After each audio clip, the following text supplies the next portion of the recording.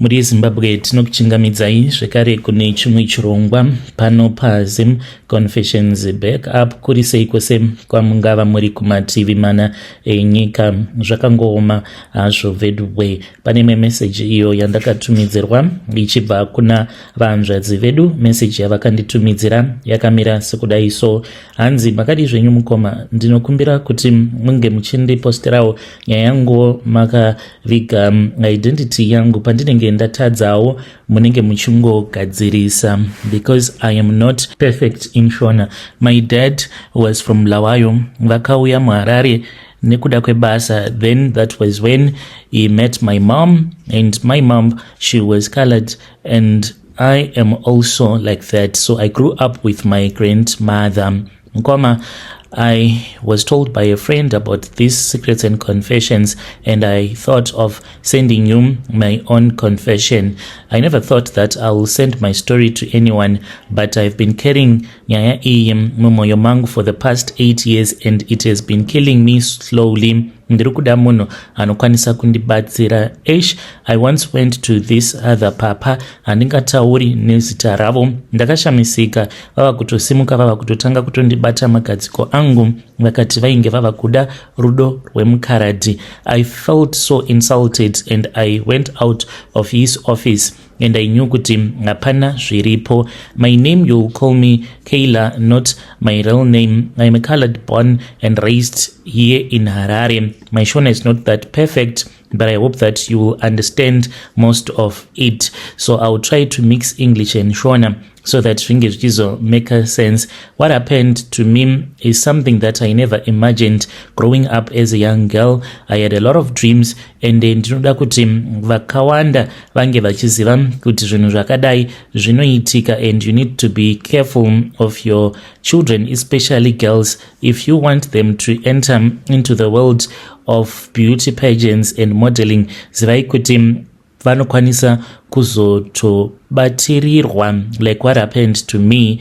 You are not allowed to love anyone anymore. Apa unenge waroorwa zvino nedhara risingakupi bonde uchirimirira once per month, because ikoko ndiko kwavanowana masmall houses avo vachiti ndivo vanenge vakanaka. I grew up in Waterfalls. That was where my grandmom was working, and she was staying as well. They had a house. My mother, she stayed out of town. She was working in Gweru. As for my father, vaigara vachingonetsana kuzosvika vachizorora umwe mukadzi. And my dad, it was said that he left when I was still very young. Life was not like a luxury, but it was normal. I went to a government high school, ndakadzidza kuSoutherton side, passed my O levels with nice results, and then that was when my mom said kuti she wanted me to start modeling. I had been doing it for a long time. At 18, that was when I got accepted at a university in Harare, first year student. Ndainge ndichita zvidzidzo zvebusiness related course. Ndainge ndiine my big dreams. I wanted to leave them and go to the UK. I wanted to work in marketing, advertising, even on TV. That very same year, I had given up on my dream of becoming a beauty queen, but my friend then convinced me to enter a beauty pageant. Aigara ku Arcadia. It wasn't Miss Zimbabwe level, but I hoped kuti one day ndainge ndichazoricha that level as well. It was one of those city-sponsored pageants linked kuma corporates and usually sponsored by politicians. That was when my life changed forever. On that night, handina hangu kuwina. I only made it to the top 5 because taiva nema questions I still remember ataibvunzwa, saka zvimwe zvacho ndaisakwanisa kukasika kuzvinzwa because umwe jaji ainge achibvunza neshona, saka zvimwe zvacho zvainge zvisinganyatsokupinda nekukasika. So I think kuti ndo zvakazoita kuti ndisazowina on that night, but I made it at least into the top 5. After show, during the after party, ndipo pandakabva ndachizona umwe murume akauya kwandiri akati boss vake vainge vachida kutaura neni about a sponsorship whatever. Saka I got interested, ndikanzwa achiti tiri kuenda kunoona chairman, aingoti chairman vari kukuda, who was the boss. So he was well dressed and he was someone that was funny, and I was told kuti he was not like a member a ruling party, but he was a powerful political organizer who could get things done. He was someone aishanda behind the scenes. He then told me kuti ainge achida kuti ange achizoona ndichizoenderera mberi pane zvose izvo zvandainge ndichiita, like izvozvizvi zvekukompita muma beauty pageants. One thing that he said that I could not understand, which was very weird, akangonditarisa in a very weird way akati but wakanaka. So which was very weird to me kuti baba ava nezera ravo and I'm still very young, and vari kutonditarisa neziso rekutondida. Within 2 weeks mukoma, one thing led to another. I was already driving in his car. Within a month ndainge ndatotamiswa Mora Falls, ndainge ndava kutogara muBorodale. I was staying in a very small nice expensive house. Ndakatombogara pahotel kwemakore mukoma, even though kwainge kuine kumwe kwandainge ndichirojerwa, but panguva yacho iyoyo amai guru vainge vachitonditsvaka zvekutodaro. Saka ndakazotiziswa kubviswa kuBorodale ndikatanga kugara muhotel kwemakore, then ndokubva ndachizodzokera zvekare kuBorodale after vazozviziva. It was a nice mansion. Ndakazotamiswa ndikazonzi ndinge ndichigara somewhere else. He was paying for my tuition. He bought me clothes, phones, my grocery. My mother thought kuti he had found a sponsor job, but vainge vasingazvizivi kuti ndava kutoita zvekudanana nemapolitician. I was very young and I was confused panguva yacho iyoyo. Saka akazoti ainge achida kundiroora. Ndikati, well, you have to speak with my dad so that vange vachizodaidza hama dzavo kana kuti tinenge totoenda kuBulawayo ndokwazvinoitirwa zvinhu zvacho. Akabva anditi, no, before usati waudza maparents ako ndinofanira kuti ndige ndichikuroora. Saka handina kunzwisisa. Ndikati explain to it, how are you going to marry me pasina hama dzangu uchiti tinongozviita in secret. Akandiudza kuti kwainge kuine kwatainge tichifanira kuti tinge tichienda. It turned out kuti takazoenda kumba kweimwe n'anga iyo yatakanotora kumabvuku ndokubva tachizoenda at this other dam uko kwandakanoroorerwako kumvura ikoko, ndikabva ndachizopiwa chuma. Mushure mekunge ndapiwa chuma, it's about 3 months after ndaroorerwa kumvura ikoko, ndakaitiswa mhiko yekuti since I am now his wife ndainge ndisingachatendedzwe kuti ndinge ndichizova neumwe murume zvekare kusvika ndichizofa. Saka ndakangoitawo mavows acho ndichingoona sekunge zvinhu zvisina kana basa, because I never knew about these things. Ndakangoti it is his own culture, let me just respect him. So 3 months after this, that was when we moved out, and then we came to the place where I am staying right now. Even though ndainge ndisingagarimo permanently, but ndiko kwandainge ndava kutoti kumba ndichimbopota ndichidzokera kuhotel.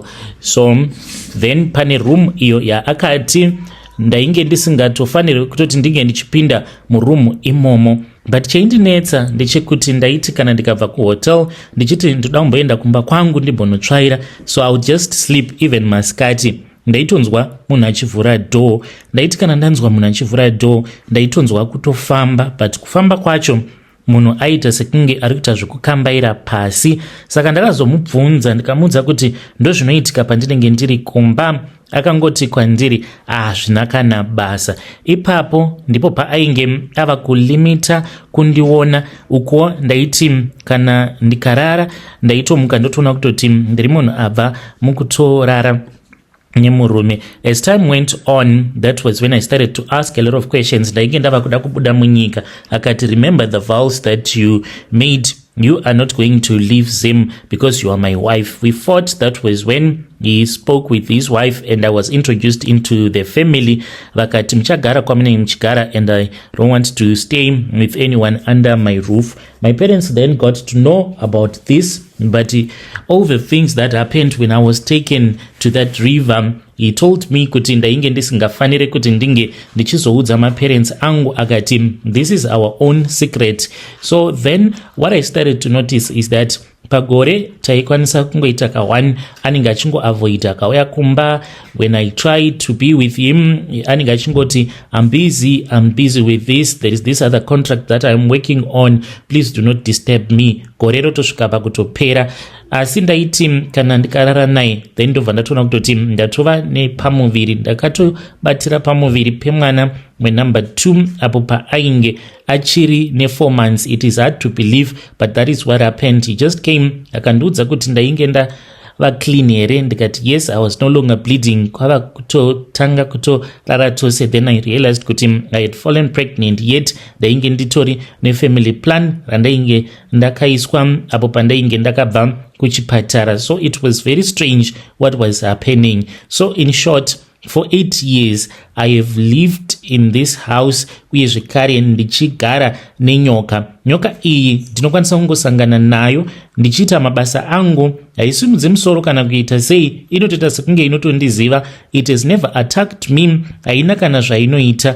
At night ndinotoirota, iko zvinozvi haichachinji chiso chayo, inotouya kwandiri iri nyoka yandinotoona kutoti iyi inyoka, yotoita zvinoita murume kana aine mukadzi. As for this man mukoma, I only sleep with him once a year physically, but pose apa ndinenge ndichitonzwa kutoti ndiripo because ndinotorara nenyoka. It is the secret that have kept me in this. I don't know, is it a marriage, what kind of relationship this is, but I am more like a mistress. Handisi ndega, kune vamwe 2 zvekare ndinoziva 1, but umwe wacho 1 anongogara akahwandiswa, handizivi, but hanzi anogara kuBulawayo. She is the youngest one pavakadzi vake vose. So this is my own story, and I hope kuti kune vamwe vasikana vechidiki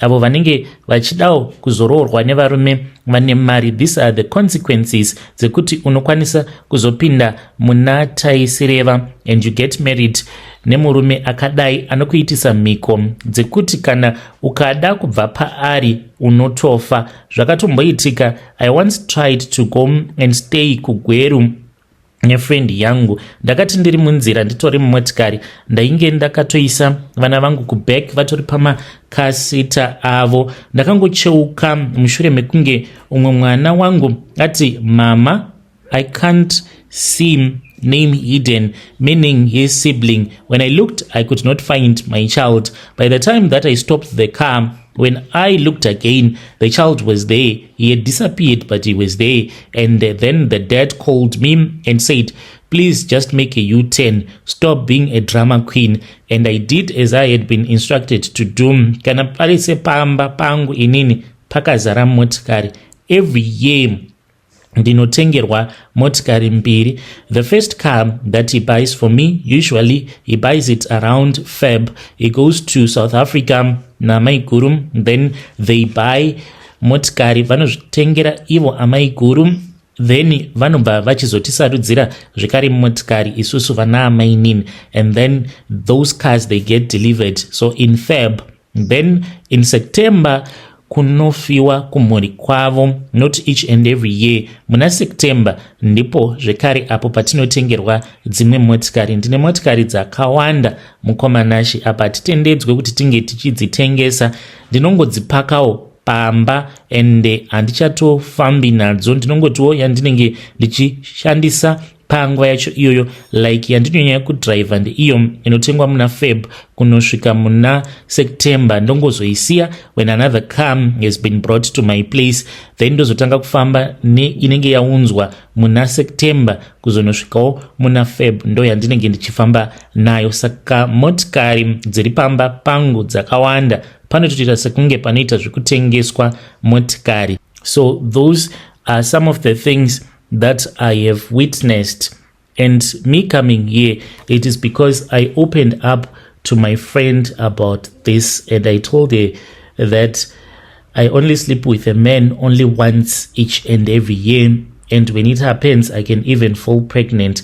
She then told me about vanhu vanoita ma-secrets nema-confessions vanozivana neng'anga. If you know anyone, I really do not have any idea.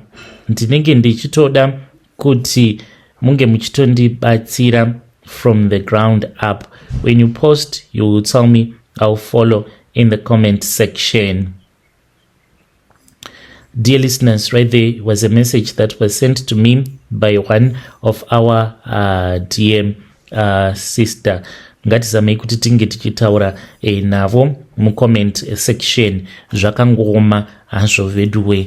Anzi vakaroorwa ne political organizer. Anzi ane nyoka yake iyo yavano rara nayo.